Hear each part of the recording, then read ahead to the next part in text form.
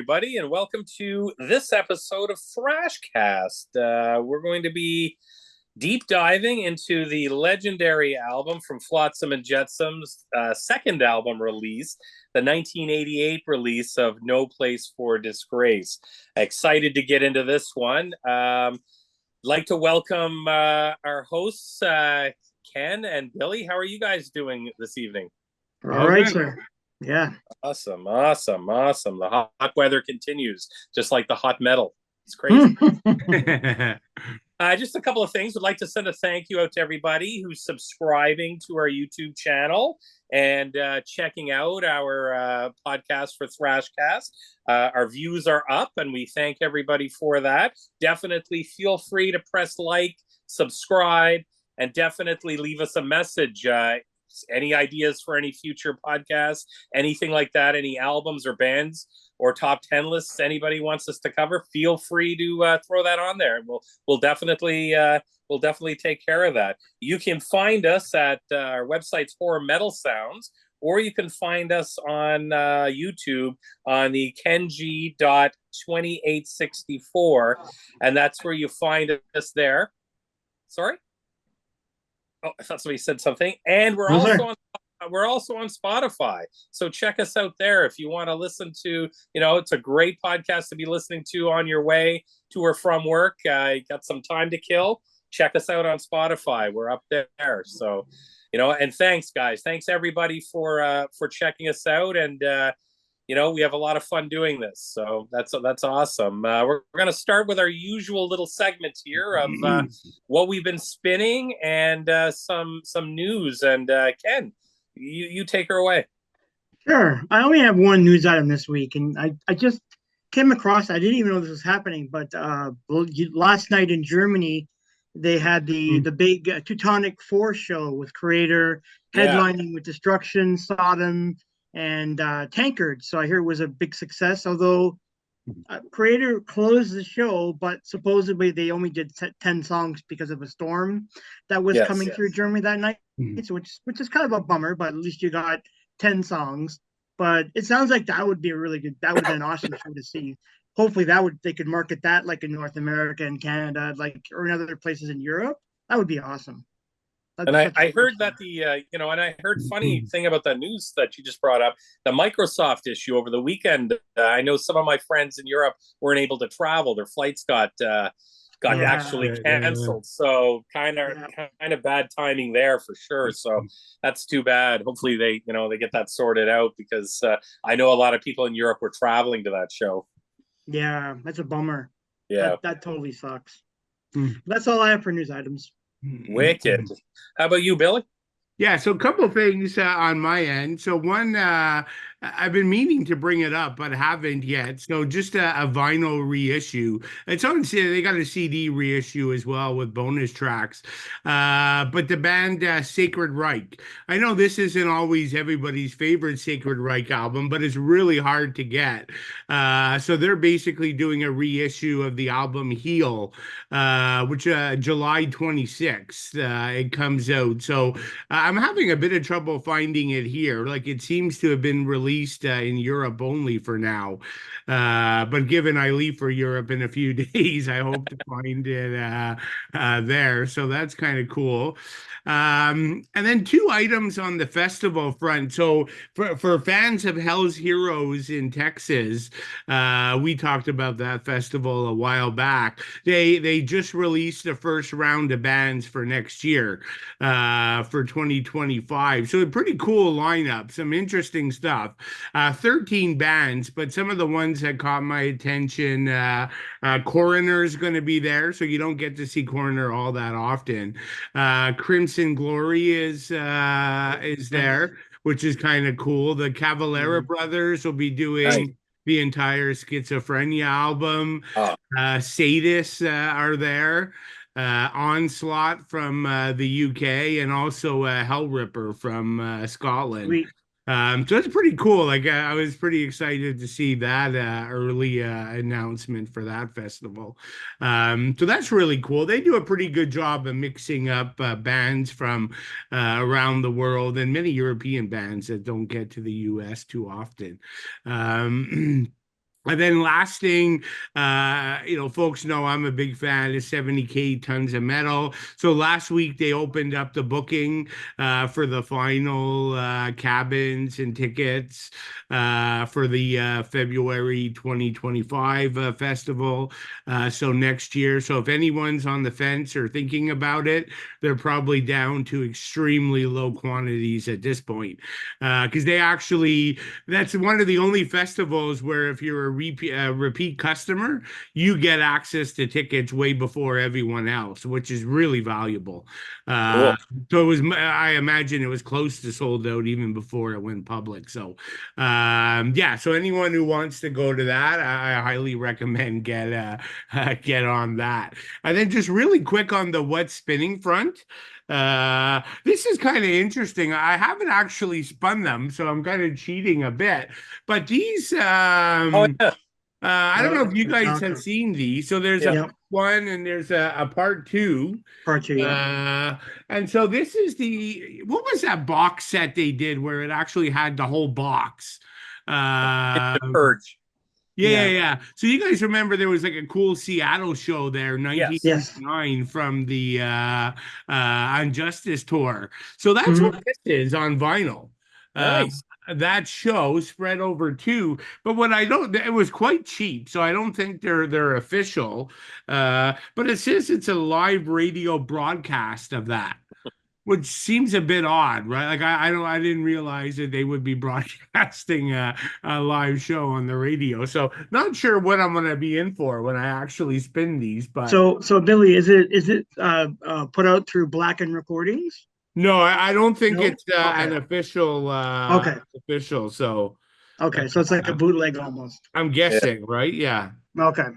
So yeah, no idea, but I'm anxious to play these. I didn't get a chance before the podcast. As long as they sound halfway decent. I mean, this is probably, I think we've all talked about it, especially when we did our concerts, right? That Justice tour is kind of Metallica in peak form. Oh yeah. Large. Absolutely. Yeah.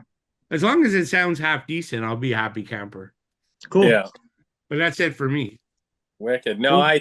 I don't have any news. The only thing I've been really spinning this weekend is the new Deep Purple CD release. Oh, it's awesome. really good. I like it. Okay. I left my disc downstairs, but I've been Mhm. spinning it like crazy. I suggest everybody check it out. I mean, you've got Mhm. members in this band that are 78 years old, and it absolutely rocks. I mean, way better than Whoosh, the last release. Actually, probably in my mind, even better than the last couple. I'm a huge Purple fan, and I just really, really like it. There's a lot of fun, tongue-in-cheek songs on there, like the single "Lazy Sod." Yeah. And there's another one of my favorite tracks on there is "Sharpshooter." Really, really good track. But the majority of it is really good, and I would say right now it's probably going to be in my top 20 of 2024 for heavy metal releases. I think it's worthy of definitely being there. It's that good. I still got to pick it up. I like the last couple. Yeah. Last show they've been good. It's just I found this one. Oh wow, I don't know if it's Ezrin is producing, so I think there's a different kind of just a different focus on it. It just seems a little bit more focused for me, and I really, really like it. Like, it's not that I was expecting less. Maybe just like I was kind of nervous. I mean, the first three singles were really good. Portable Door, Pictures of You is a great one of the better tracks on there, and Lazy Sod. But I like the sort of tongue-in-cheek kind of. Just it's a fun album, and you can tell this was definitely like a release of like they love doing what they're doing, and you can tell. So you can't ask for anything better than that. Cool. I'm gonna pick it up. Yeah, it's worth it. I've heard it. It's pretty good. Yeah, it's really good. It's really good. So, but and then coming into it, we're gonna tackle this gem of an album. You guys are obviously big Flotsam fans as well. When did you guys first hear? When did you guys first hear them? What album, Ken? It would have been Doomsday, right from the first album. That's the first album I heard, and then I've been a fan ever since. Yeah. What about you, Bill? I was probably slightly late. Like I heard of the band. I saw it sitting in the record store. But it actually was for me that made me actually go back. So I mean, this would have been the first album I would have actually heard. Right. But it was because of all the announcements about Jason joining Metallica. Yeah. So Yeah. actually, Jason leaving, in my views, probably gave them even more attention than him staying, right? Because I didn't really know much about him, but the fact that the new Metallica bass player came from this band, I immediately went out and bought the record. So yeah, and then was a big fan, and I've actually been a big fan all the way through. Right. Probably bought everything new as it came out since that time. Yeah. Wicked. Yeah. Yeah. Good album.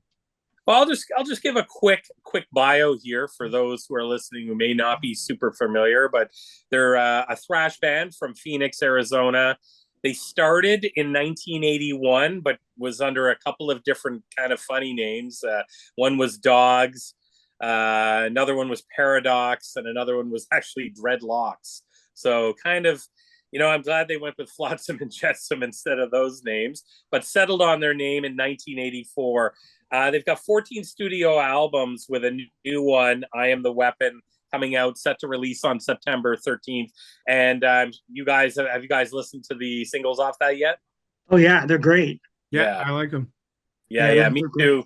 Yeah, they're awesome. I mean, some great, I can't, Primal, I Am the Weapon, and Burn My Bridge. I think it's going to be a fantastic release, and I'm so looking forward to this. And I can't wait to hear the rest of it for sure. It's going to be really, really good. They've got one member that's been kind of a solid member throughout the whole tenure, and that's Eric A.K. Knudsen.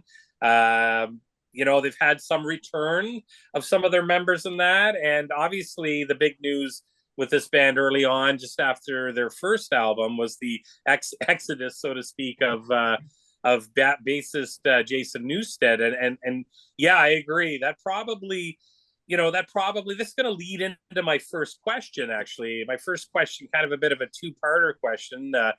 And Billy, we'll go with you first. Why do you think, like, I often wonder about bands like Flotsam. There's so many of them that just they're there. They technically started in 81. They sort of came together more so in 84. Their first album came out, and then their second album that we're going to be talking about in 88 are both. Even the third album, many of their albums actually are, especially the first three in my mind, are cornerstones of thrash metal history. Why do you guys think, like, they probably haven't reached that pinnacle of the big four, or even maybe the big six, or even the big eight to some degree? And do you guys think that you kind of answered it already with Jason leaving? Do you think if he had stayed, they would have maybe been a little bit bigger with his work ethic? Or do you think, obviously, Billy, you already said that him leaving put a lot of focus on this band and probably a lot of fans to check it out. What's your thoughts on that, Billy? Yeah, so I've been a big fan and of the band for a long time, and yeah, I would agree. They've never sort of made that next level. So yeah, you got Doomsday and No Place in 86, 88. The band showing huge promise. Yeah. And then I think so for me, my favorite Flotsam album, maybe I'm in the minority, is actually When the Storm Comes Down. Okay. But that's the third album, right? That's coming up. But from what I could tell, like when I read reviews and I see people's online rankings, people tend to not like it as much. So I think I might be the outlier. The production, I'll be the first to admit, was brutal. It's like the thinnest recorded album like of all time. So I think that may have killed some momentum right there. Not for me, it didn't, but I think for a lot of people, it may have. So that came out in 90. Yeah. Then you kind of got, the 90s, right? So the 90s, as we've talked about over and over, was a tough time for many people. And I like some of the 90s Like I like Yeah. Quattro, I Oh like yeah. Yeah. Drift. So some of it's good, but like but the style was changing, right? So Yeah. it wasn't pure thrash anymore. So you could argue maybe the thrash fans stepped away. It was almost getting more into that US power metal style. True. Um, so you could argue maybe Storm killed momentum. The shift to power metal, they had to switch fan bases kind of halfway through. Then you get to the 2000s, there were a couple of weaker albums, I Yeah. think, like in the 2000s. So that could have kind of hurt momentum. But yeah, it's tough to say, right? Like even today, like the last two tours, I think they had to cancel. Yeah. I mean, part of it was getting buses and stuff. But to be honest, I saw them like in Philly after the pandemic. Like 20 people showed up to the show. It was the Oh, absolute worst attended show ever. So like, but then again, on the flip side, I've seen them at Wacken, and they fill the place, right? Like it's chaos. But that's typical Europe versus the US, and it's expensive for a band like them to go to Europe. So yeah, so I love the band, but I guess the market has spoken, right? Like they're mhm. just not going to get to that. I don't think. Like the last three albums I really liked. Like I think Yeah. they're good, but again, like they just haven't been able to, people bought them, they enjoyed them, they got good reviews, but sort of their level in like, metal positioning never really changed, right? To your second part of your question, like Jason leaving, like I don't know, I mean he's a great bass player, but I'm Yeah. not sure bass player, and I know he did some of the lyrics, but I don't think he could have solely countered the impact that was going to roll over them in the 90s. And like I said, if anything, him leaving helped generate some interest in the band. But I think the last thing I'll say there is like Jason himself launched like his, close to thrash band, which I think you could say would compete with Flotsam, like his solo band. But he was very clear he had to pack it in, right? He was just Yeah. losing money. Like it's not financially viable. And he was using all his Metallica money to keep it afloat. So again, that just speaks to Flotsam, right? Like if Jason can't do it with his own band after being in Metallica, like it's just a struggle for Flotsam. But uh, True. yeah, I'll probably leave it there. That was a mouthful. Ken, your thoughts? Well, a lot of what Billy says is true, but the other thing you have to look at is that they were perennial label hoppers. You True. could look at them That's like the true. first three albums, Metal Yeah. Blade, Elektra, MCA. They leave the MCA, then they do a bunch of like independent releases, come Yeah. back to Metal Blade, and then move on now to AFM Yep. where they're at now. So I think that does kind of derail your momentum because you're looking for your label to help you promote, give you money to get the albums out there. So I think that does play a big part of it. I think the style changes where I think is what's really happened to them. I mean, when the storm comes down, it's a pretty good album, but a lot of people don't like it, and I can see that the style shift from thrash to more like maybe power metal, traditional metal is very evident. There are still some thrashy songs on that album, but it's definitely a step down from the first two. So I could see that being kind of a thing. And then the '90s hit, so I think that does make a change. Even though I think Quattro is Yeah. one of my favorite albums Yeah, from it's them. great. Yeah, Great album. Flies Swatting at Flies is one of my all-time favorite songs in that band. Yeah.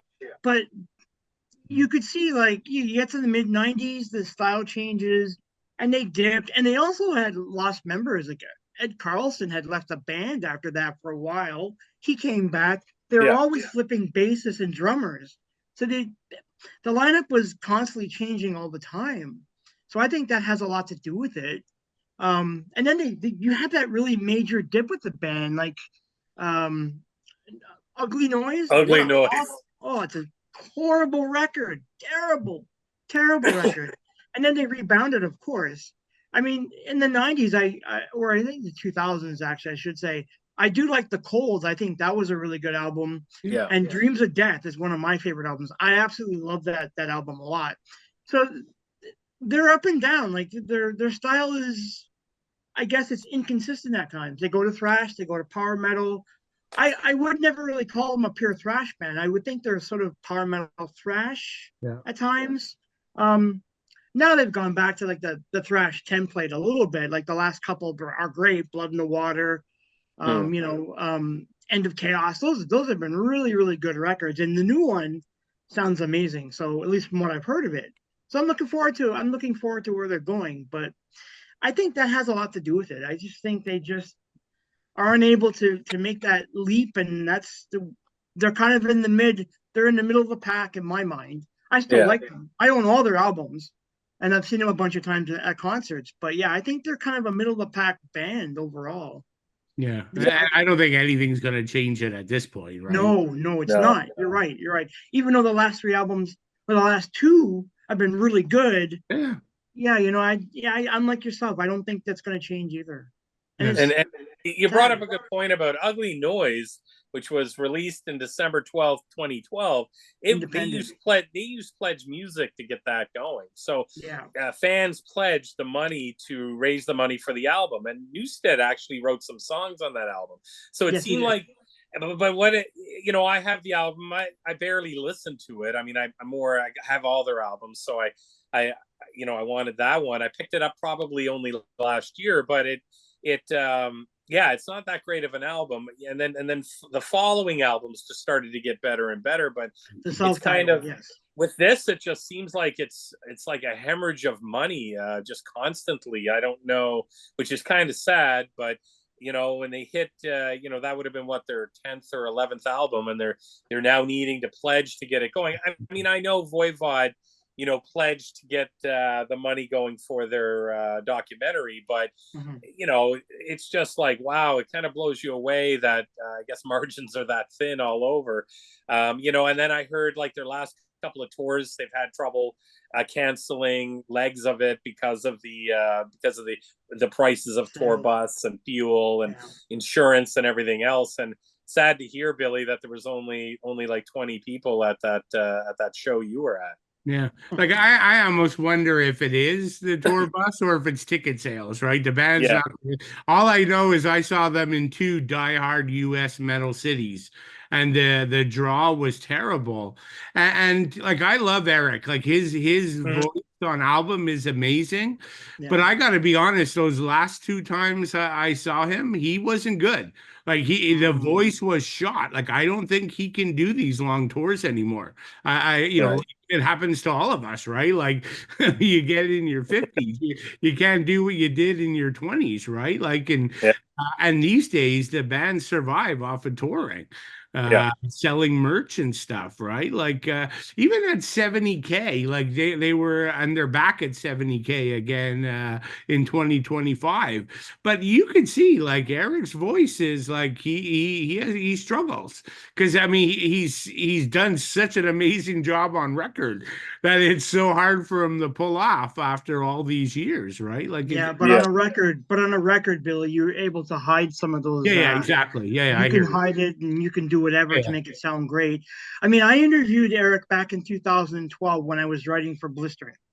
So we had a really good 45-minute talk, and you could tell that the guy's got passion, and he kept himself in good shape. But maybe from 2012 to now, another decade you add on, you start, the old age, not old age, but you get older and it starts to affect you, which is kind of sad. But realities of life, we have to realize that, when they did the album we're going to talk about tonight, he was in top form, but things change, right? It's unfortunate, but what are you going to do?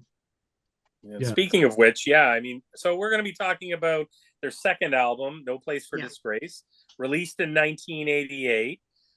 3 songs on this album. This would have been right after, obviously, Jason Newsted left the band, and they had a couple actually replacement basses even at this album. And there's a little bit of, not really controversy, but kind of an interesting story with the bassist that happened. The first bassist was Mike Spencer, who Yeah, actually has claimed publicly that they were originally going to call this album Blessing in Disguise, that's which, right.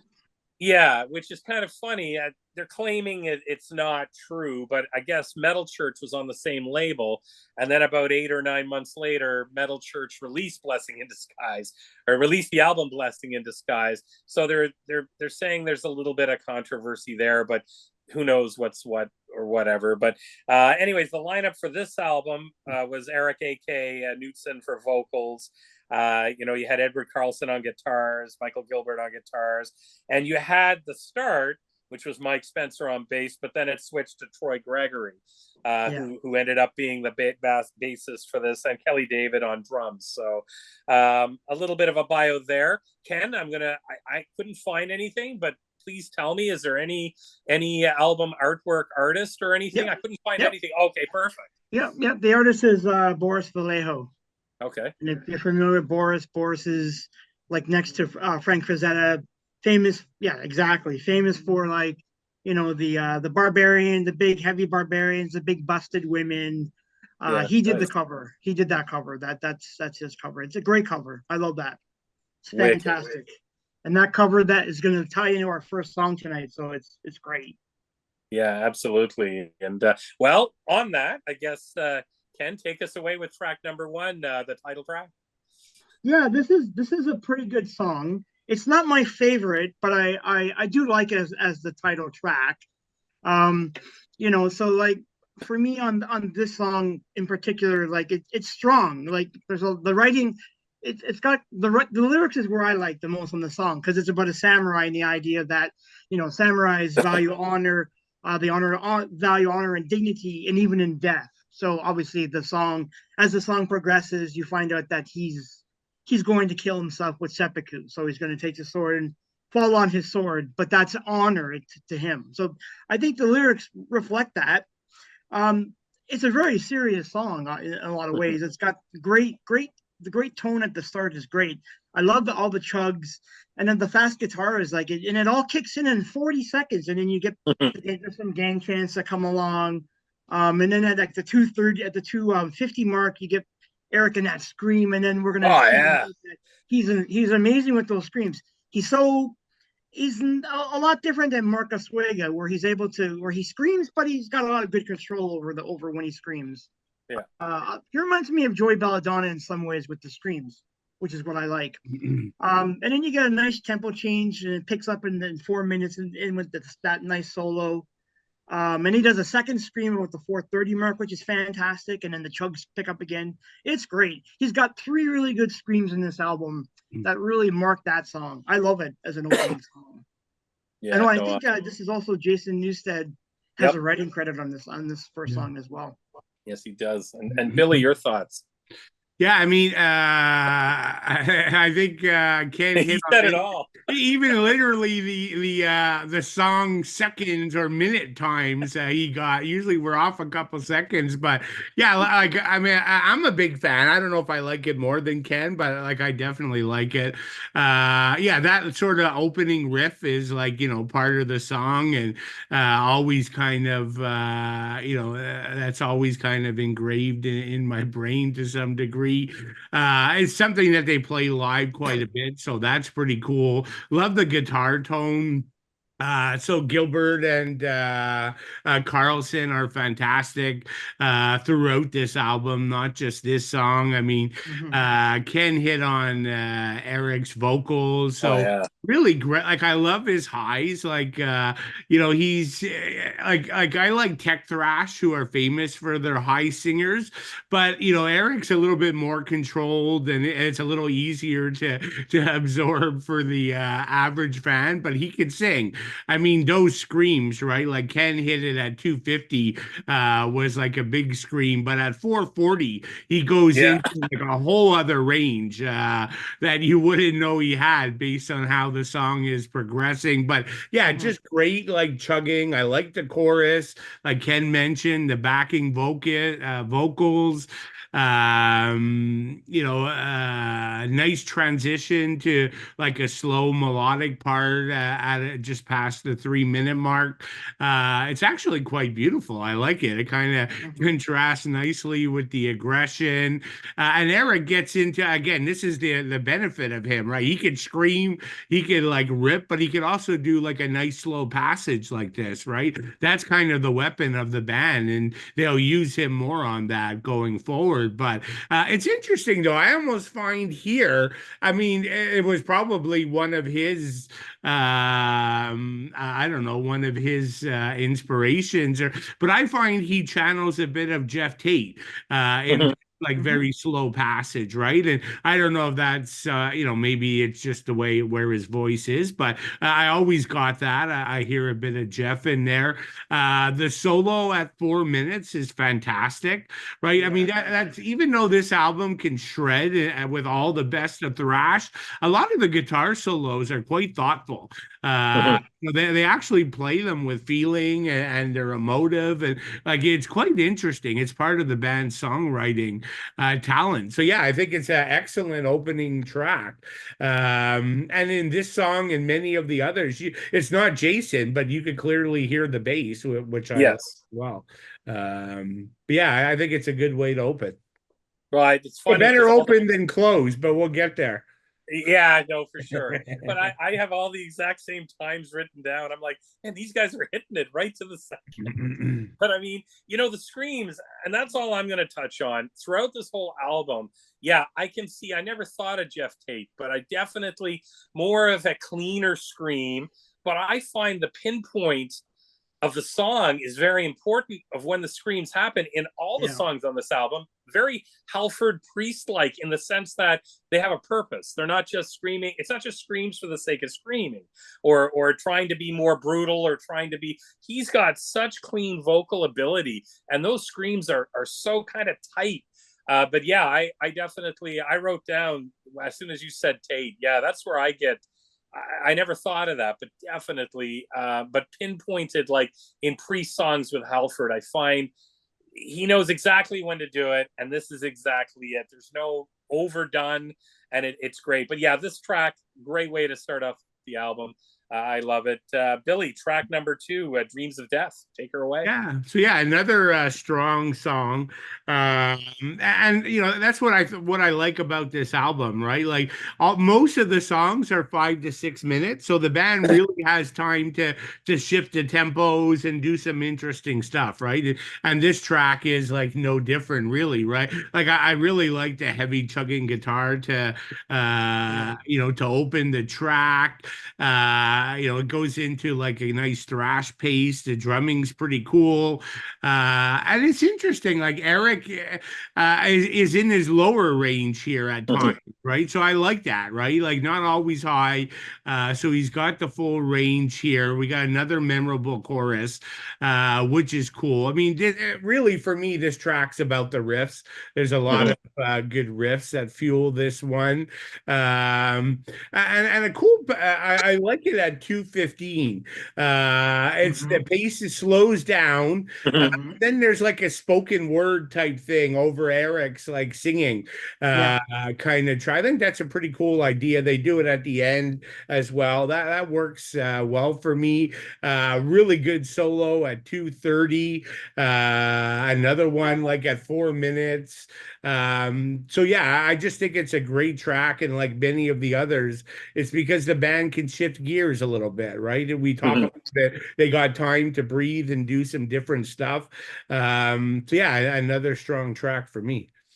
Yeah, and I got to admit, yeah, I wrote down just after the 2-minute mark, those muddy vocals of the spoken word. I kind of like that. I find this song has a thick thrash feel to it. It's really thick, and it's those solos, and there's a wicked long guitar solo in it. I mean, I love that, and a couple of great screams as well. And I mean, right after that solo, it starts to speed up towards the end of it, and then there's kind of that thrash drum. The drums on this song are great as well. I really like it. Ken, what's your thoughts? Well, you guys have already mentioned it, but I'll elaborate a little bit on it because I think I know where it's from. So it starts around the 211 mark. Now I know you're talking about the screams and the sound, the thrash, and then the creepy, just like it's Yeah. almost sounds like a distorted vocal effect. But there's a little bit of a passage right up until about 240 when it sounds almost like Nightmare on Elm Street. Basically, that's where it's. And I'm saying that because a lot of people were mentioning in comments that they think this song is actually a homage to Nightmare on Elm Street because the lyrics specifically talk about the idea of balance between reality and imagination. So I'm thinking that's pretty good because I don't recall the song being used for anything related in a horror movie, but it has a horror movie vibe right at that part.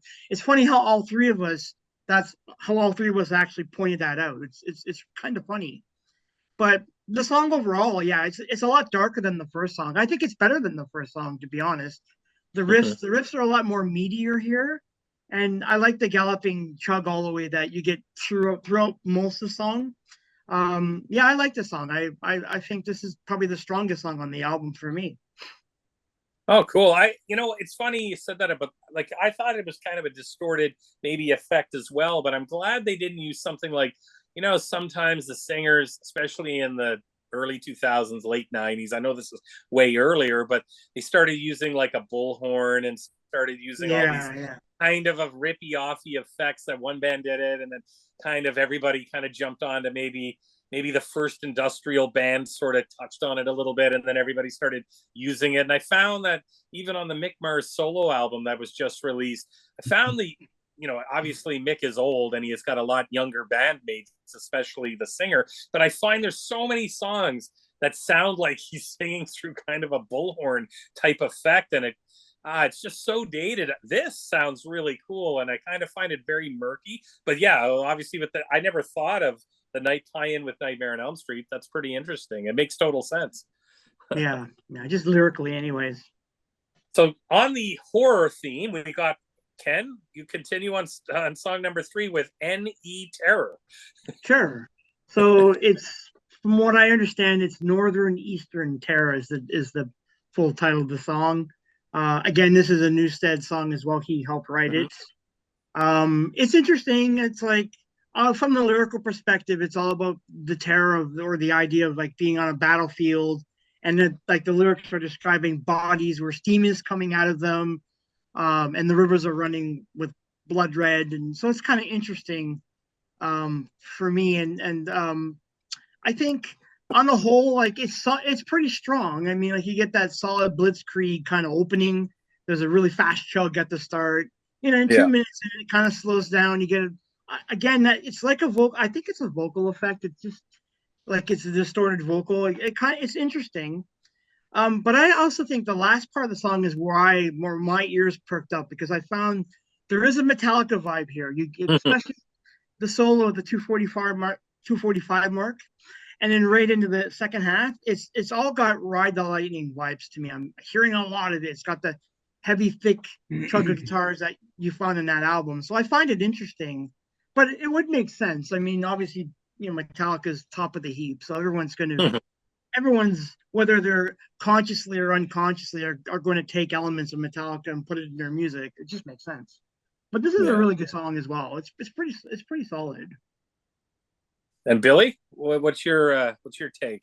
Yeah, I think it's a pretty solid track as well. Good thrashy opening. This is one the bass is chugging like throughout if you're listening carefully. So that's pretty cool. I think Ken mentioned this. It's around the 2 minutes. Again, they allow for some pacing change. So it kind of grinds to a slower chug. Not all that different than something that Overkill would do, right? Where they sort of get into that slow grinding crunch, which they do well. But this is where, and it's funny because Jim, you just finished talking about track 2 and that it was a cool vocal effect. Ken hit on it here. I hate the vocal effect here. Like that kicks in at Eric after that 2-minute mark and closer towards the 5 minutes. It's like it's not a bullhorn like Jim, you were talking about some of the bands, but it's like an electronic like alteration. I mean, we're talking about Eric here. Like, he doesn't need gimmicks and tricks, right? His No, voice is strong enough. So for me, that takes the song back. I mean, it's this minor complaint, but I mean, I don't even know why he would allow them to put that on his voice. Like, and Yeah. this is like what, like 80. I mean, industrial wasn't really a big thing No, not back at then. this point. So like I don't get it, but I'm not going to harp on that too much. The one thing that I find interesting, I don't know if you guys find that, but at the 3.5 minute mark, for about 20 seconds, like the vocal tone and the guitars to me Yeah. kind of takes this like this Middle Eastern tone. Yeah. yes. I I don't know heard if it. it's I've just heard my it. ears, but like I No. find that kind of cool. Yeah. Like, you know, bands do that a lot more nowadays, but they weren't doing that in like 88. So I think that's pretty progressive of the band. Yeah, again, solid chorus, backing vocals kick in here. Yeah, so I think it's a good song. I think it's blasphemy to put that distortion on Eric's vocals. There's no need for it. Yeah. No, it's funny because I thought it was more of I wrote down an Asian kind of vibe to it. It could be Middle Eastern, but I was just tying it in with sort of the album cover. And I thought I picked that up too. I was like, this kind of ballsy for this, for this era of thrash kind of veering off. But yeah, the distorted effect, it was okay for me, but I liked it better, kind of the more muddy vocals on the second song than this one for sure. Mm-hmm. So, but I'm gonna start off with song number 4 since this is one of my favorites. I love this song. I got tons of notes on it. Escape from Within. I mean, I love how it starts with kind of maybe a police siren, or sounds like a hospital monitor, and it kind of ends off the same way with the hospital monitor kind of going off as it fades out. So, I mean, it's got this kind of acoustic intro, wicked guitar intro. It's like 1 minute of the song playing, and then the drums and vocals cut in. I would consider this the ballad on the album. Yes. But there's so many directional changes on this that it never really. I mean, it takes off, but then it slows. Takes off, and then it slows. So it feels like almost like fishing. Like you're sending a cast out, and then you're bringing it back in. That's how it feels like to me. At 150, the song just takes off with this this wicked chug, and then it kind of falls back a little bit. And then at 305, you've got that trademark Eric scream, and then the heavy it takes off again at 324, and then it slows again, and then at 435 it tends to slow down quite a bit. But there's just so many changes and so many directional changes in this song. I think this would have been like I think maybe kind of thinking about thrash ballads, and this is this is not a typical slow ballad, but for this album I would say it's definitely the slower song on it, and it's more ballad like. But I think when Testament did the ballad, which I'm not really that keen on, this probably would have been a much better song, because it is a much better song, and I love the way it's longer, and it has those changes, and just when you think, okay, we're slowing down, boom, it speeds up again. I absolutely love it. Ken, what do you think? Yeah, you're right about that. Like it's a really good song. Obviously, there's like comparisons to one in my mind because like the song's about euthanasia. That's basically the whole point of the song. And in some ways that's similar to one because he wants to die in that because he was at war. So it's very similar. Um, just one funny part though, when you mentioned the beginning of the song, when you were talking about the sirens and stuff, if you listen closely, and I know this is a trope because it's been used by many bands, where there's the nurse saying Dr. Blair, which is also in Queensryche. That's right. Yeah. But that's been used by several bands. It's funny. It's got to be one of these kind of clips that every band seems to use. It's not even more than a couple seconds, but I don't know. I picked it up because I'm well aware of it.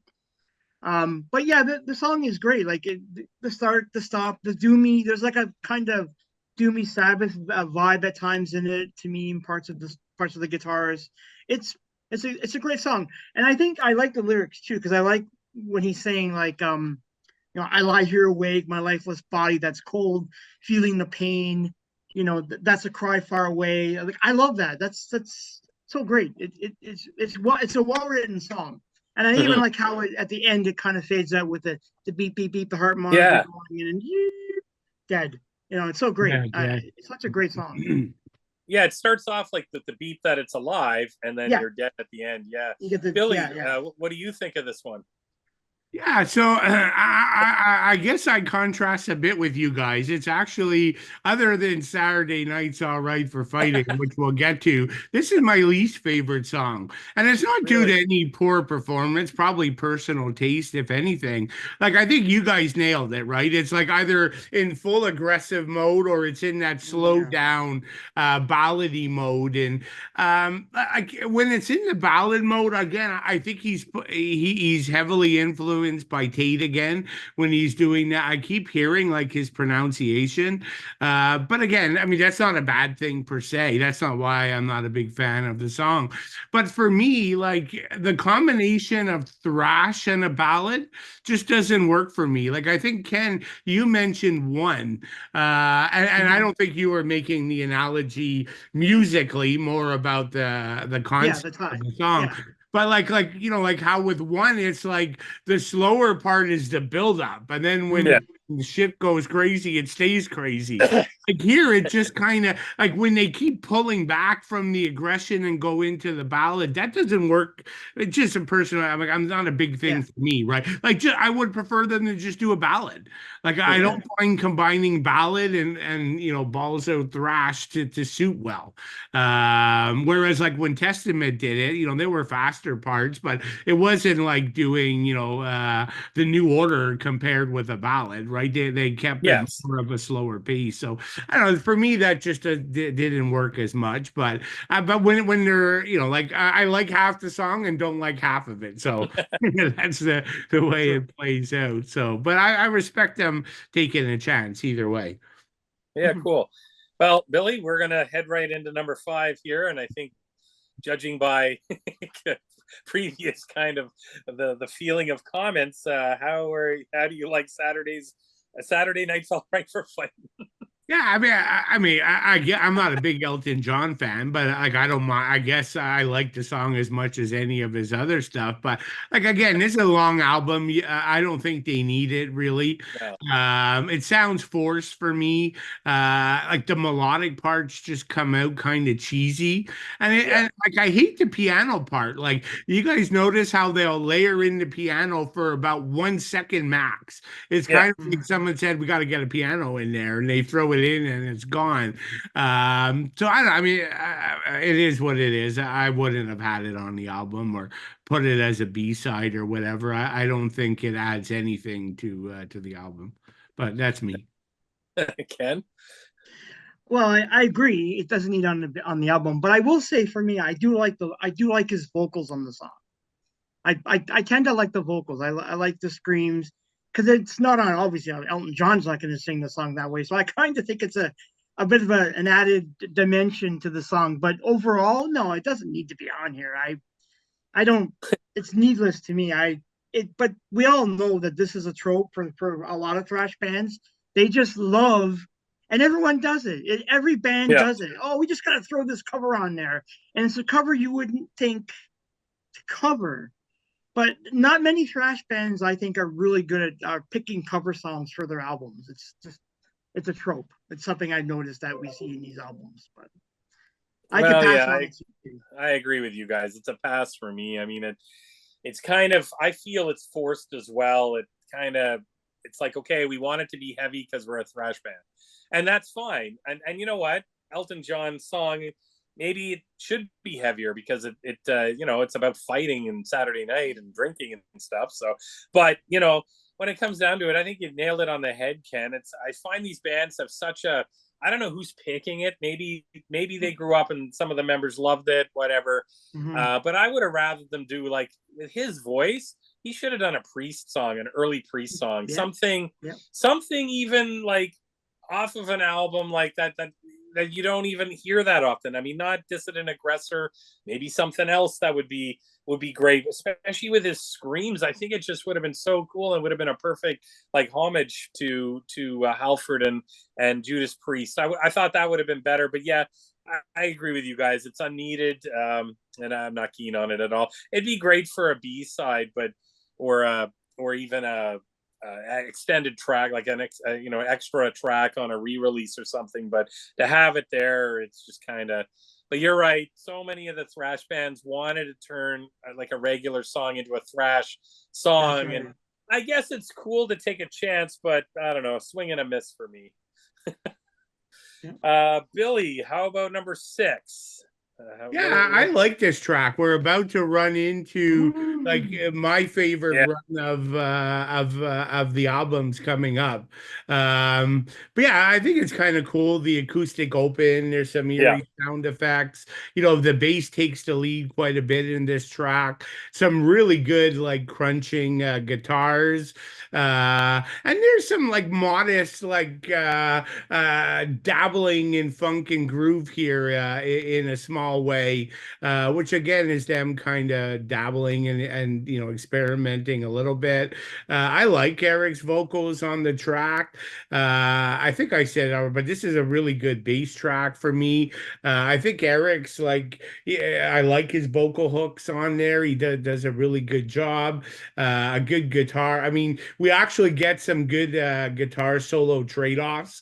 Usually a solo, but here we're getting a string of like trade-offs, which is pretty cool at about 3 minutes. It's just like a really heavy crunching guitar tone here, ends on an aggressive note. So not as good as the next three, but it's it's a nice rebound off of the Elton John worship. Yeah, I definitely agree. I mean, this is now you're getting into sort of more of, even though I love the ballady type song, that's one of my favorites. The next couple of songs are absolutely fantastic, and this is a good handoff from the sort of the cover song that I felt was a bit of a dud. But yeah, and that 3 minute mark with that solo trade off, I agree, Billy, is amazing, and the song's got quite a bit of groove to it. I think it's really good.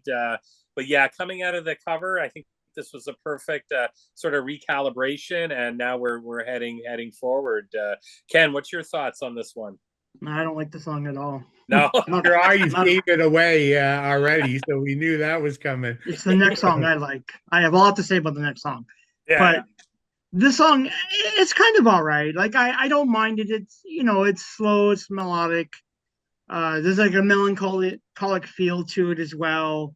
It's a bit more brooding. I guess it is better than Saturday Night, so I mean that's a good thing.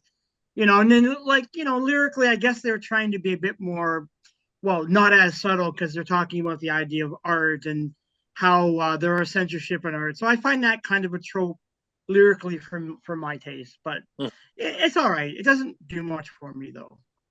The other thing cool on that song, sorry, I was just going to say, at the 5.5 minute mark, when sort of the music stops and there's that like funky guitar line, like again, I think that works really well. I think this is again the band dabbling a little bit outside of their comfort zone, and they deserve some credit for trying. Well, Ken, set yourself up for track 7. Okay. So you can go right ahead, because I think you like it quite. Yeah, this is I Live You Die. So take her away. Yeah, this is a great song. There's a really interesting history to the song itself. Like before Michael Gilbert joined the band, like in earlier incarnations of Flotsam, they were playing hard rock and not really metal. This song is the first song that he introduced to the band when he joined. So he's the one responsible for bringing like their kind of hard metallic thrash roots to the band with this song. Oddly enough, though, Newsted's got a credit on it, so they're working on it way back when. It didn't actually make the cut for whatever reasons on Doomsday, so it finally made the cut on this album. I've also heard, and I've seen people saying that there is another version of this song that was actually that was on the Metal Blade one of the Metal Blade compilations, which they're saying is actually better than this version.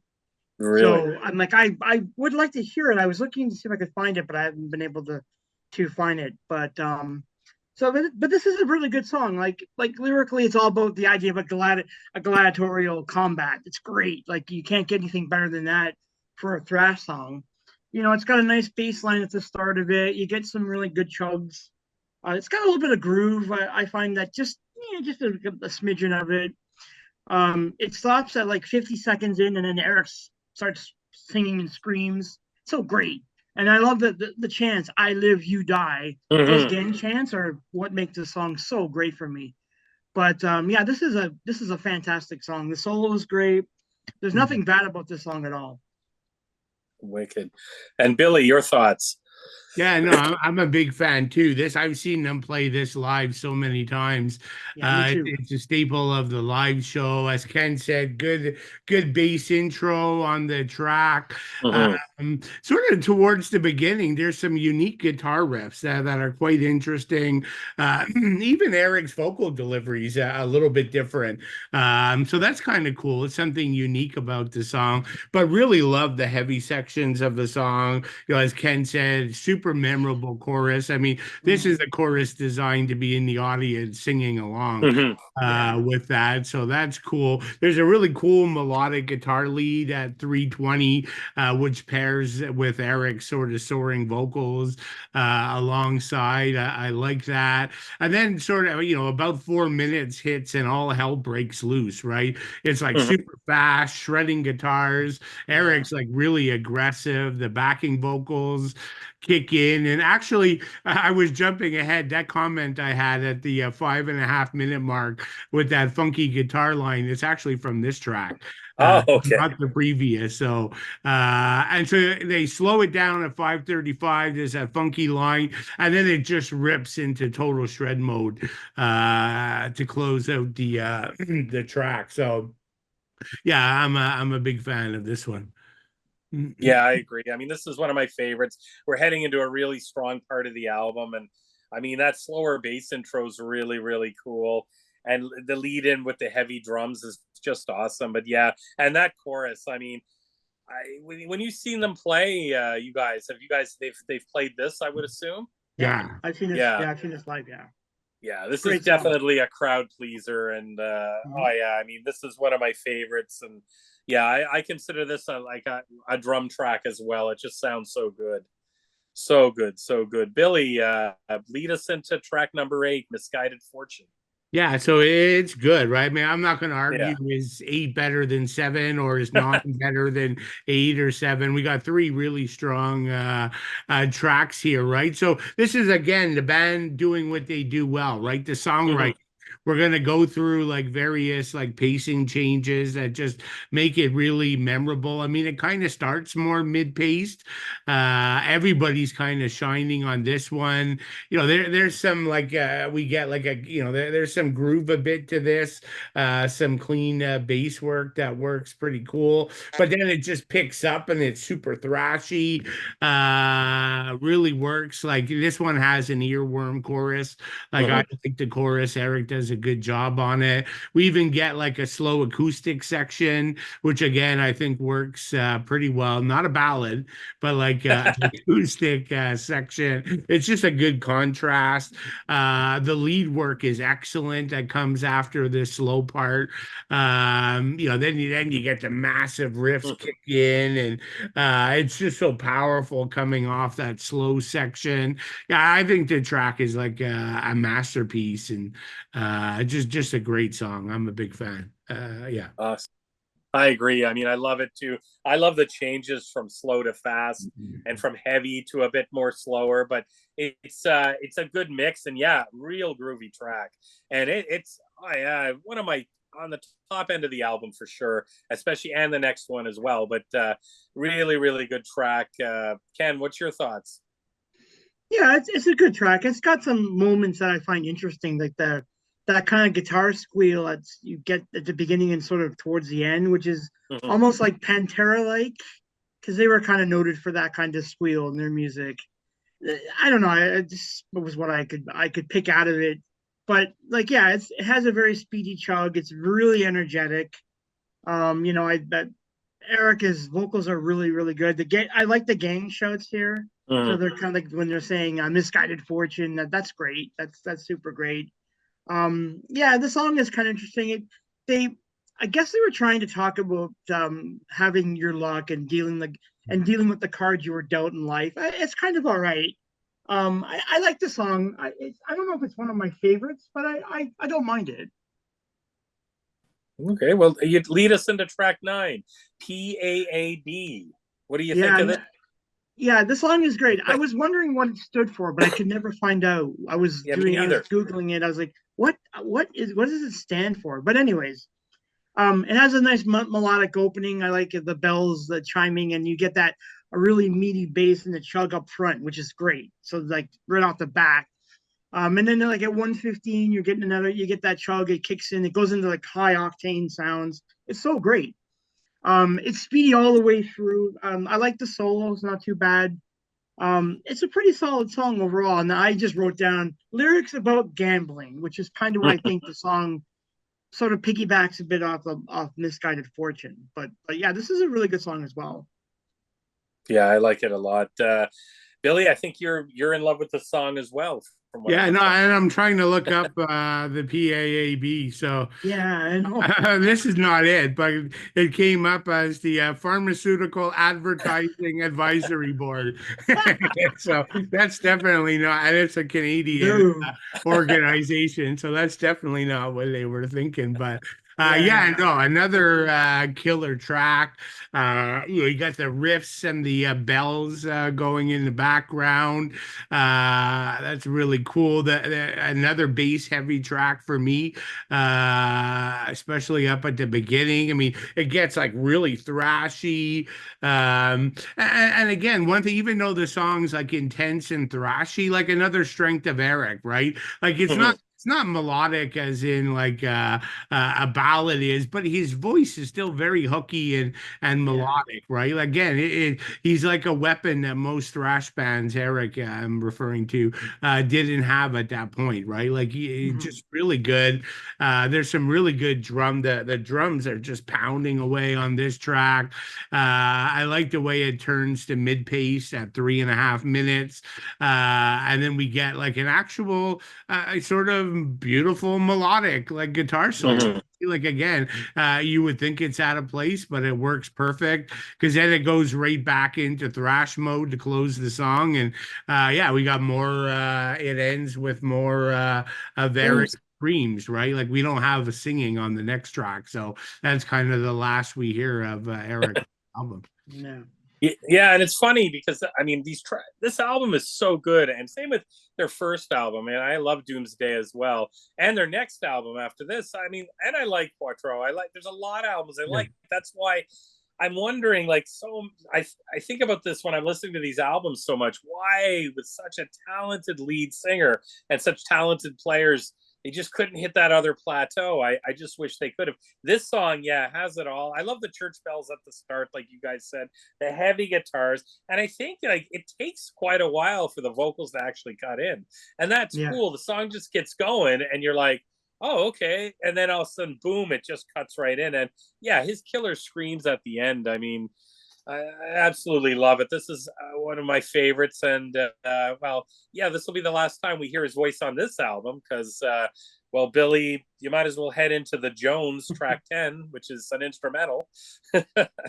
I mean, and again, I don't mind the instrumental. I just think it's odd to end the Yeah. album there, right? Like, I mean, you especially when you like coming off of like PAAB and Misguided Future and I Live You Die, like any one of those. Like, why not just move the Jones up a couple tracks? And it's a nice relief in between the aggressive stuff. But to Mm-hmm. me, I think this is the weakest part of the album to end it this way. way.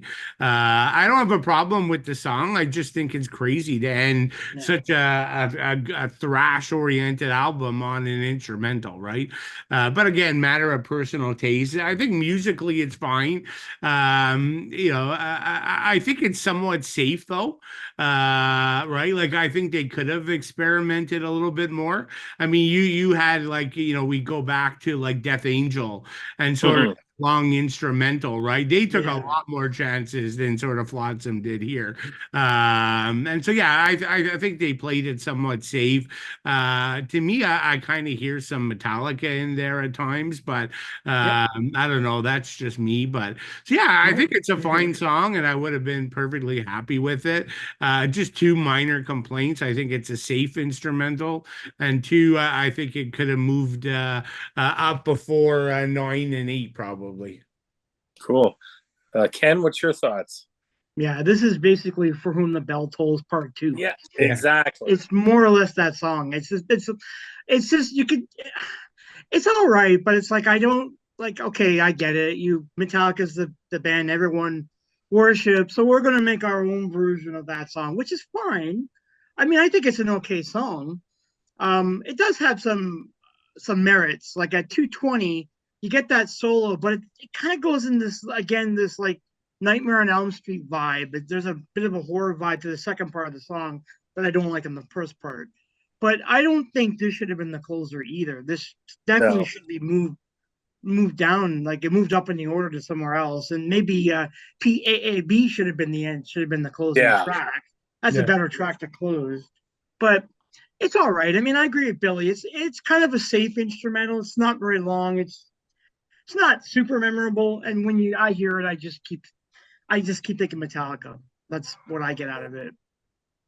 Yeah, it's a little bit anticlimactic at the end. I agree. Kind of sad. It is. I have nothing wrong with the song, like you guys. It's just the placement on the album's terrible. I mean, you want to start off as a thrasher, you want to end it with a thrasher, and just have Yeah. the party in between.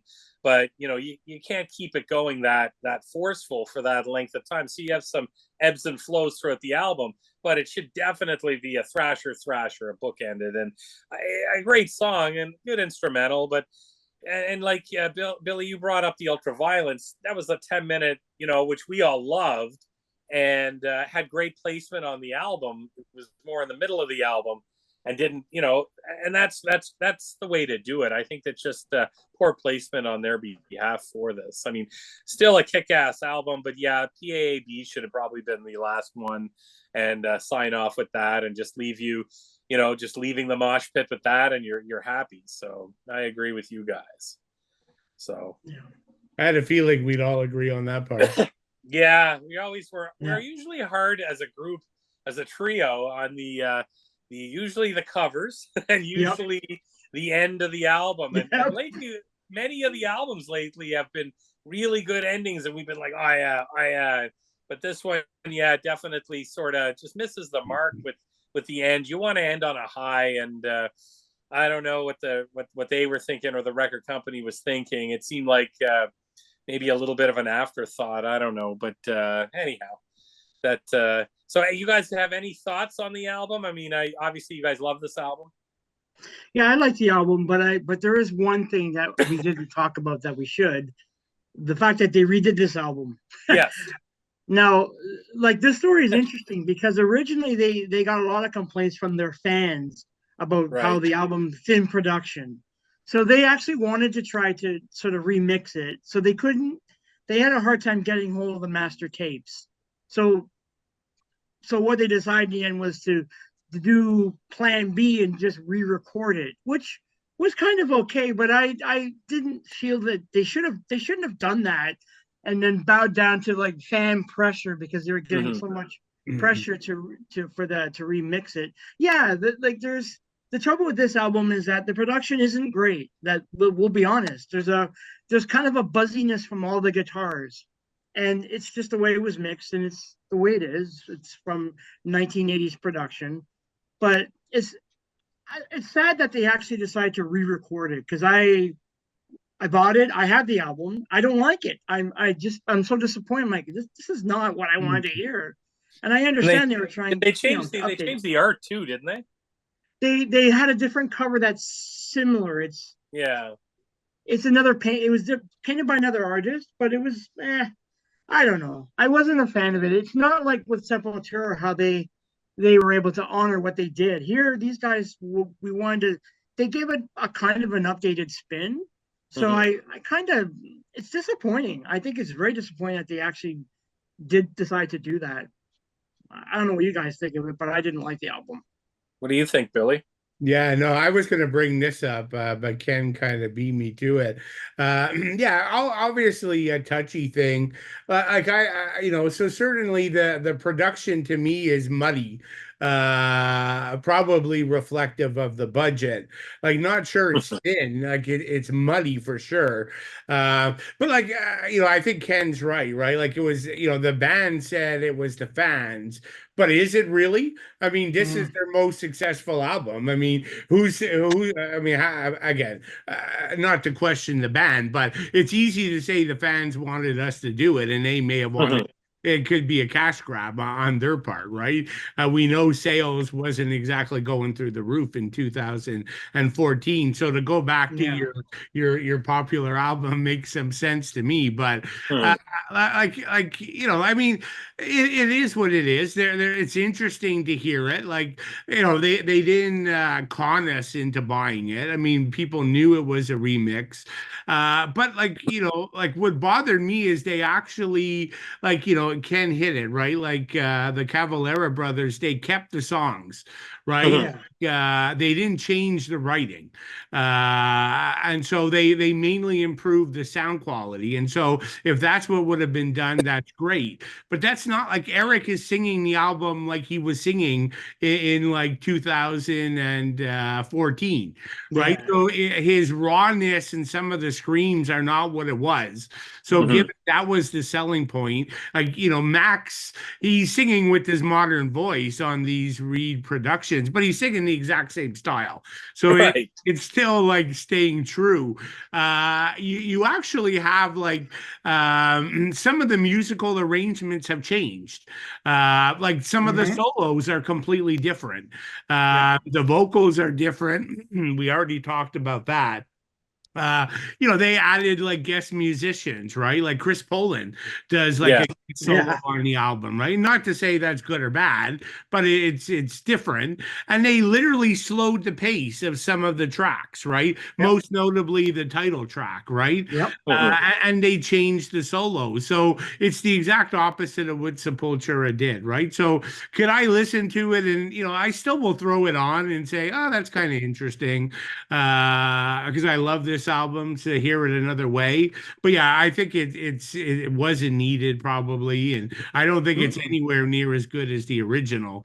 But at the same time, I knew what it was when I bought it, so I went in with my eyes open, and I was kind of curious. Just like I'm going to buy the new remake of the Blind Guardian album that. Right? Like I'm going in with my eyes open. The original, it's not even like the production was bad. No. Right? Like, so everything was fine. They just decide, and they gave you the heads up, right? They're reimagining the album, right? So curiosity, kills the cat, and it opens my wallet, and I tend to buy it. So, but I'm gonna buy it too. So you're not the only one. Yeah. Or I'll stream it first, and then if it's a disaster, I won't buy it. But I probably will still buy it regardless. Yeah. As a completist, most likely I'll still end up buying it. Yeah, this album, I wasn't a fan of the remake. I thought the same thing. I like it. I agree with you guys. Sepultura, Cavalera brothers have done a great job. I think they should stop now, not go on and do any more. But I think what they've done is they've honored what they've created, and you've got the original, and now you have this, and there wasn't a lot of change to it. I just didn't think this was needed. As a fan, I wasn't crying out for it. I agree. The production on the original copies were the original 1988 production, and you have to sometimes that's good though. I mean, sometimes that's the way it is. But I would have, I mean, where they couldn't find the remasters or they had a hard time or finding the originals, I guess. I guess they had to do it this way, but it would have been better with more of a remaster, I think. Yeah. Just clean it up with a remaster, and that would have been fine for me. Leave the artwork alone. I even though I do like the Cavaliera, but on the same token, it's not released as Sepultura. It's released as Cavaliera. Yeah, so I'm okay with that. There's rules. Yep. And that's cool. I know Billy's an original kind of an OG. He doesn't like it when they put even the new remastered little strip on the album. That he wants it to be the same. Yeah, fair enough. Yeah. Cool. So we came up with kind of an interesting top 10 list for this week. So this week we're coming up with our top 10 thrash vocalists. So who wants to go first? I'll go first. Perfect. And don't forget, we're also adding on your top 3 just metal singers. Yes, because Billy wanted to have that added on, so we did that. All right, cool. So I'll start with the 3 metal singers first. But did anybody pick Vince Neil? Because if they did, no, just joking. No. I'll start with the top 3 metal singers. So great. It's pretty basic for me. It's like Alice Cooper would be my top choice because I love Alice Cooper. Great. He's great. I think he's fantastic. I've always liked him. Followed his whole career. Then Hansi Kirsch from Blind Guardian, of course. Like, it's one of my favorite power metal bands. And I think he's a great singer. He still sounds great even all these years later. His voice is still good. Like, I just saw the recent concert with Billy, and it was really, really good. It's like he's in top form. So he's a fantastic singer. And then, of course, like Bruce Dickinson. I know he's not the same now, but you can't deny his contributions to like metal. As a singer, everyone copies him, and there's no one like him. He's so unique. Like he is what he is, and he's such a powerful voice as the air raid siren as he was nicknamed. So that's my 3 like top metal singers. Nice. Now, as for thrash, I'll start with number 10, and I'm gonna put Bobby Blitz Ellsworth on there from Overkill. He's a great singer. I know we've discussed it on past podcasts, but his work is undeniably great. He's gone through health issues, and has kind of rebounded back, and still sounds great. The last few Overkill albums are awesome, and he's a large part of it. Number 9, I'm putting Millie Petroza from Creator. Nice. And Millie again, he's gone through all kinds of periods. He's gone from like shouty thrash to punk vibes, and like he's great. Like he's very consistent on every album that he does. And again, I have nothing. He's great. Like he's just who he is when you hear him sing. He's unique. Nobody else sounds like him. He's fantastic. And at number 7, I'm 9, 10, yeah, number 8.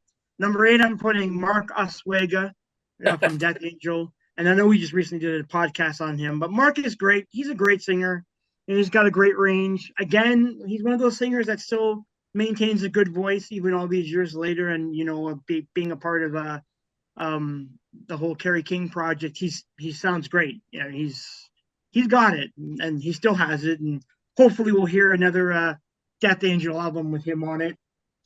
Number 7, I'm going to go more newer, so I'm going to go to John Kevill of Warbringer. I really like it. I like his sound. I like his aggressive vocal range. He's really nasty. He might even have from Exodus, Steve Souza. He might even have him beat, because modern Steve Souza, he's also very kind of got like gruff, razor sharp vocals, but John has it in spades. I love that guy. Number 6, I put James Hetfield on there. James is James. He's great. I mean, I don't like the modern James, but the classic James is so great. You can't have a list without him on it. Number 5, I have Eric A.K. Knudsen, and Eric is such a great vocalist, as we discussed tonight. Always been one of my favorite vocals, although as we were just saying, his more recent stuff, he's starting to wane a little bit, but that's just probably due to age. Number 4, I'm putting Thomas Gabriel Warrior, Celtic Oh, Frost. nice. One of my favorite vocalists. He must have the most unique sound in all of like thrash and death metal, like all of it. He's got it. Like I just love it. I know there are bands who like are or singers who try to copy his oohs and ahs, but this guy he's the originator of it and should be treated as such. And at number 3, I'm putting Chuck Billy. Chuck is Chuck. Like he's maintained a great career, and he's got a great story too. I mean, he also got sick with cancer. Wasn't sure if he was going to continue. Did, and still sounds great. Even now, his voice is still superb. Like he doesn't. You wouldn't. There's not much difference from past like early Testament to modern Testament, but he's great. Now, number 1 and number 2 was a bit of a flip flop. I think I know one of them. You do, but you I might think be so. surprised. You might be surprised where I'm putting it, though. Okay. I have Joey Belladonna at number 2. I was going to put him number 1, and Joey is arguably my favorite thrash singer, so that's without saying. But I went with this person, and I don't know if you guys would what you'll think. I chose Brian Fair of Shadows Fall, and Brian to me is a very unique vocalist. Yeah, he can sing gruff, he can sing death, he can sing clean melodic, and he also can sing clear, straight thrash vocals. And I have all their albums. They're one of my absolute favorite bands. It's just a shame that they're kind of not playing music now because everyone's else is in another band these days. But like if you listen to Threads of Life, like that's the start of the more thrash roots. They're great. Threads of Life, Retribution, Fire in the Sky, fucking awesome. He's a fantastic singer and I think it's very underrated. He doesn't get a lot of people don't talk about him, but I just thought I'd stick him there just because of his range. That was my thought with that one. And that's my top 10. Well, we had 1, 2, 3, 4, 5, 6 Okay, cool. in somewhat the same, some kind of the same order. But Billy, you go ahead. You give us your 3 and 10. Yeah, so 3, excuse me. So my favorite metal vocalist, none of these match up to Ken's. I have a feeling maybe to you as well, Jim, but I don't know. But so for me, number 1 is Warrell Dane. I just think, like he hits the high notes with the best of them on Sanctuary Denied and gives one of my all-time favorite albums, Into the Mirror Black. It's just such an emotional, haunting vocal performance on that record. It's nothing short of stunning. And then all his stuff with Nevermore, everything the man touched was genius, in my opinion. He's not technically as good as my number 2 and 3, although he's close. But so for me, for number 2, I got to go Jeff Tate. And so bottom line, that first EP is simply the best metal vocal performance in the history of metal, in my opinion.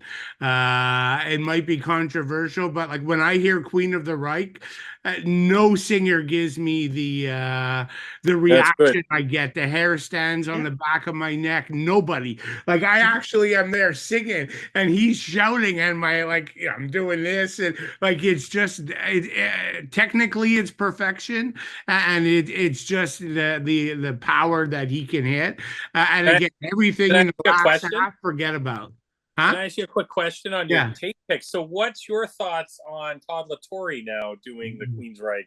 Are you like pro? Like are you? I mean, I guess I'm fine with matter. it. Todd does a great job, and he does that early material justice. Okay. Yeah, he's good. I've seen Todd. Yeah, I like him. I mean, he's basically very similar, right? So it's hard not to like him. Now, when I say Jeff, like I don't like Jeff Tate solo stuff. I don't like the last 3, 4, whatever Queensryche albums. I'm not even the biggest fan of probably Operation Mindcrime, which is what favorite. I like it a lot, but vocally he doesn't stand out like he does in those early albums, right?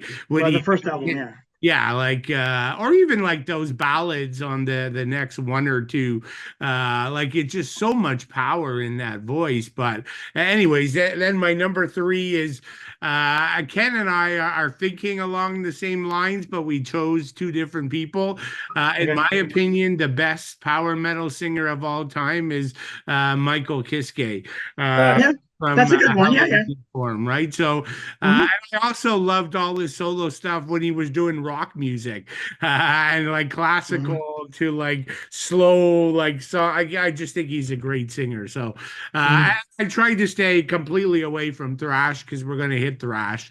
Uh, but yeah, the thrash is tough because there's many cases where some of the thrash singers I love on some albums, and on a perfect example would be like Russ Anderson, who I think he's going to be very high on my list.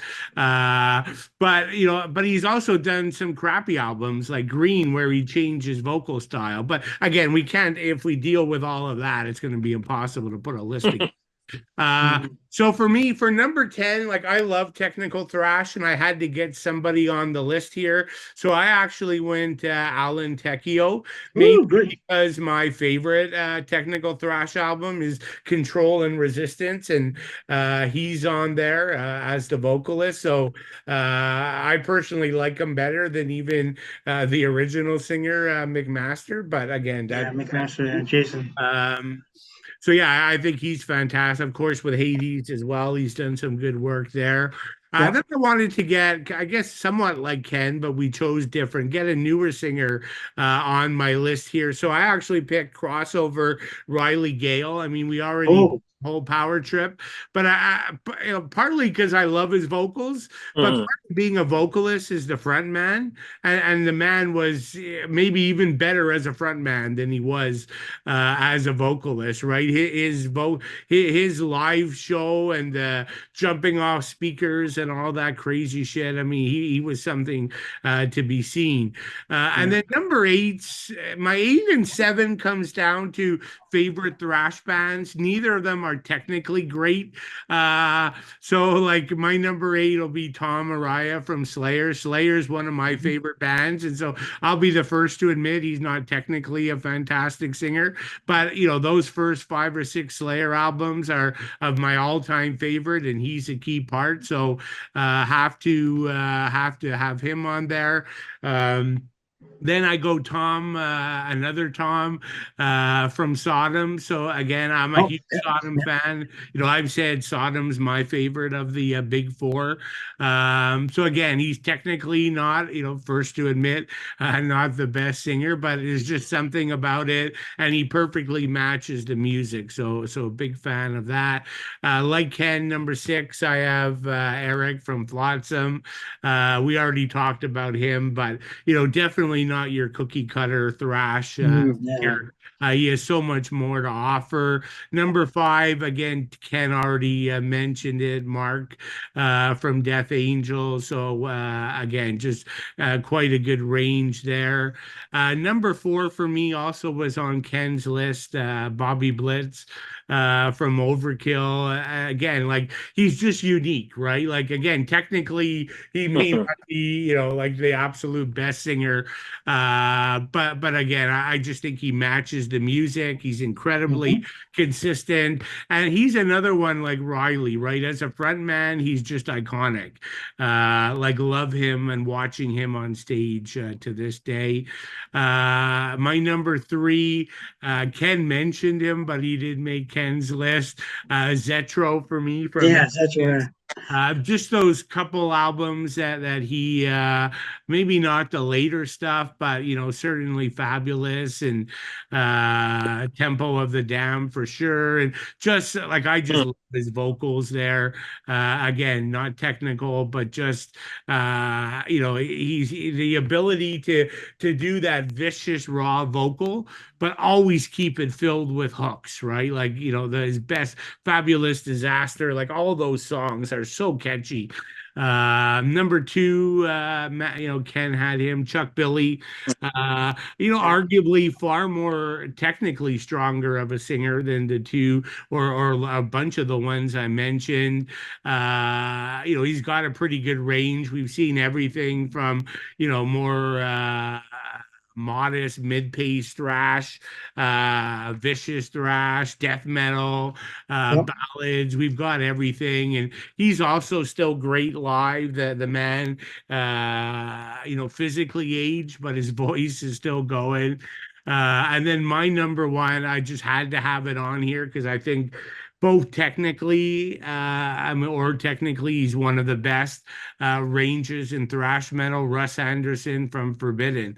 Oh, The rawness and the aggression and the screams from the first album, but then that mature and rich vocal on Twisted. It's just I think he just has so much talent, more than any of these bands, and it's a shame he kind of got hooked up with like addiction and a lot of the stuff that sidetracked him, or else maybe he'd be back today with the reformed Forbidden. So true.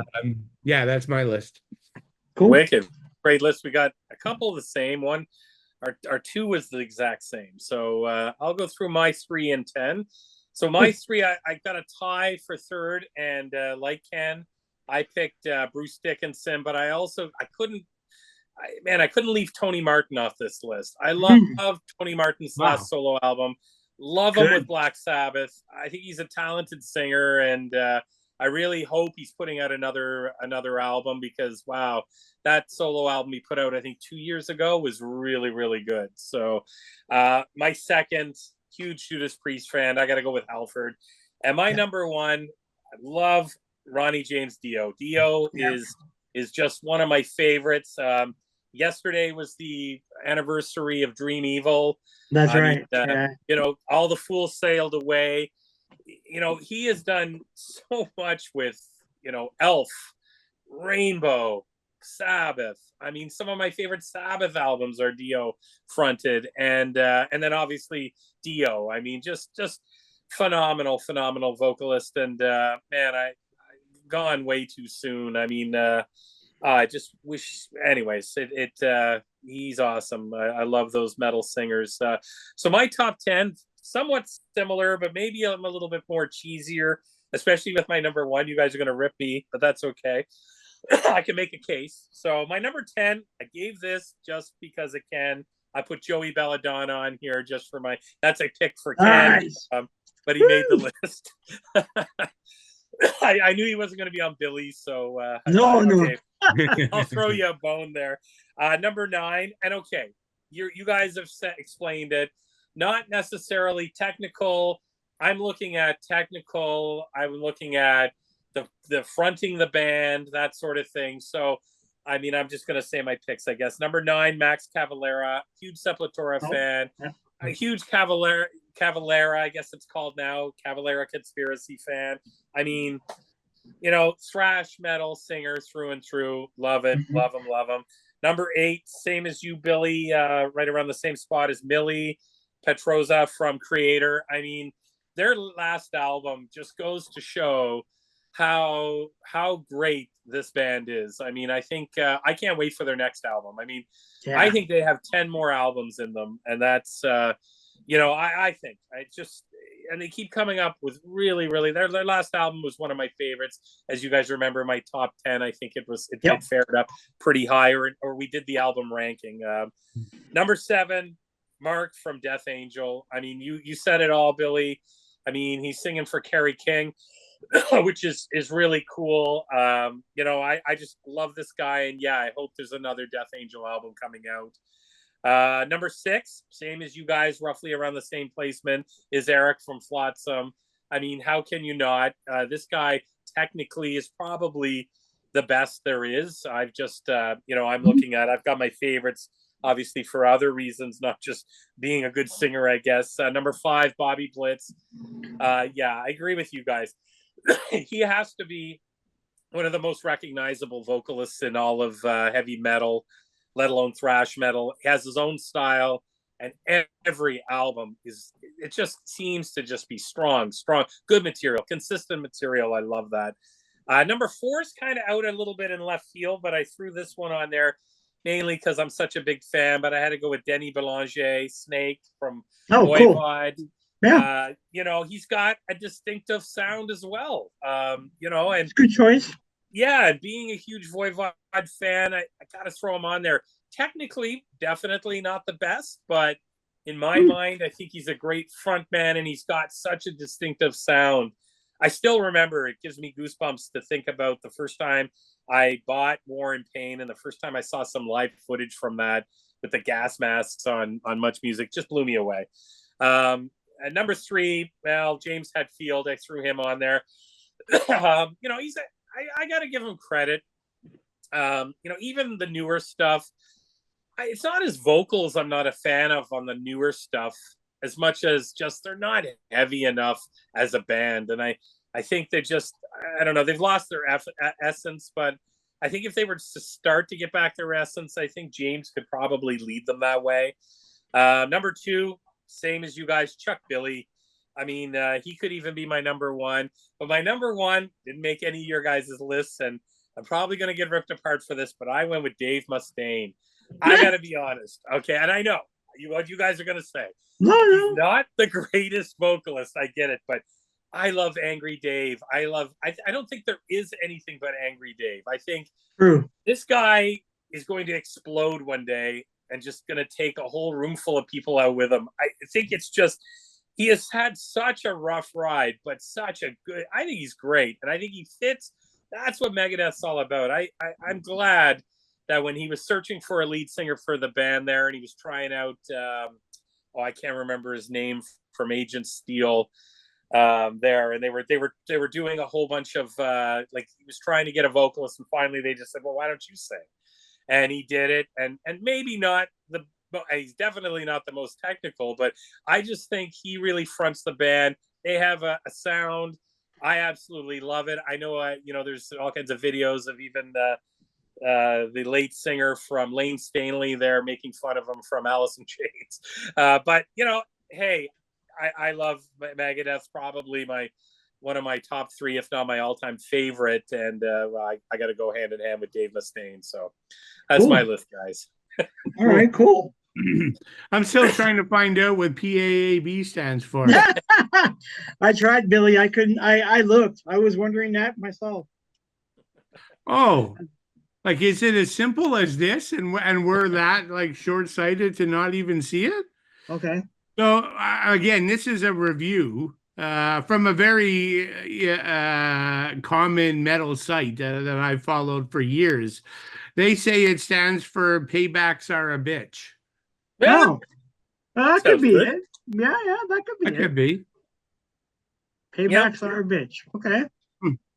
Good. Interesting. Well, no, that's a good metal sounding song. Yeah. Yeah. I like it better than PAAB. Yeah. Tab. It's funny. I thought we'd have more. We definitely had some, but I thought our list would be more overlapped. But they weren't. They were still pretty diverse. So, well, you know what though, I was thinking that originally, but I was thinking, well, maybe I don't know. I just thought maybe I'd try something a bit different, so that way we all had something different to bring to the table. Yeah. I mean, really, at the end of the day, what you think of vocalists is it's all subjective. Yeah. At the end of the day, I mean, what I like and what you like and what all 3 of us like, your mileage is going to vary on certain, vocalists. I mean, I don't hate Dave Mustaine personally, but it's not my list. I think that it comes down to 2. Sometimes I'm not separating the singer from the band. You know what I mean? Like when the metal voice has their which album do you prefer? Sometimes I'm voting on my band just to be like, these guys rock, these guys suck. You know what I mean? And I'm not necessarily, one of the things is right now, everybody is complaining about Def Leppard's Pyromania beating everybody out. And I got to admit, it's a good album. I fell off the Def Leppard train on that album because everything after that I thought was garbage. But But I won't vote for it just because of that. Like I'm voting for everything against it. I think it went up against I can't remember I think it took out Slayer. I think it might have took out Slayer, Rain and Blood, if you can believe that. Oh, yeah, that's insane, dude. That's just insane. Give me a break. Yeah. But I find I tend to vote like I'm thinking vocalist, but I'm also there's a couple of things. What I was thinking of was what separates that, like so many bands sound the same. So what separates, when you got Eric from Flotsam, he probably should be my number one. Like he probably should be. He is probably the best sounding vocalist, especially on those early albums, those mid albums. But I mean, a lot of these singers, are still putting out really, really good stuff as well. Yeah. Well, there's at least 4. I mean, you got Blitz. Yeah. You have you have Chuck Billy. Millie. Marcus Vega is still pretty good. And even Joey Belladonna still sounds good. Oh yeah. Petroza, these guys they all still sound good. Yeah. So, yeah. Cool. Okay. Does anybody have anything else to add, guys? We're at the end here. No, I'm all good. No, well, good discussion again. Billy, did you want to announce our next week's album that we're going to be doing? Go for it. So next week's I think sorry. What the hell did we say we're doing? Violence. Oh, Violence, Eternal Nightmare. Yeah. See, sorry, Billy. I'm getting ready to for my my European metal festival season here in a day or two. So my mind's all over the place, I guess. But yeah, I totally forgot. But yeah, Violence, Eternal Nightmare. Awesome. So, and I think you'll be hosting that, won't you? Yeah, probably. Yeah. There you go. I'll be in a hotel somewhere in Germany. Wicked. Cool. We'll get Traveling Billy. There you go. Traveling Billy. Great. Well, guys, if that's everything, we'll sign off and wish everybody a great week. Have a great week, guys. All right. Have a good one. Take care.